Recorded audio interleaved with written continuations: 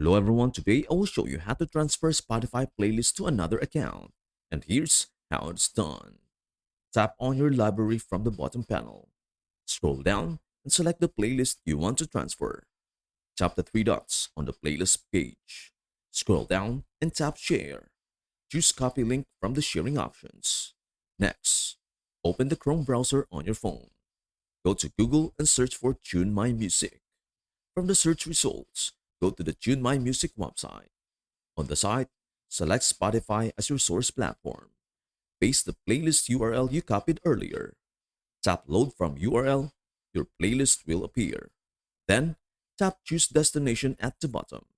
Scroll through the list and select the music platform or Spotify account you want to transfer the playlist to. By following these steps, you can easily transfer a Spotify playlist to another account or platform. And that is everything you need to know about how to transfer Spotify playlist to another account. Before we end, may I humbly ask you a favor? Please do like, share, and subscribe to our channel. This means the world to us. Thank you so much for watching. We hope to see you in our next video.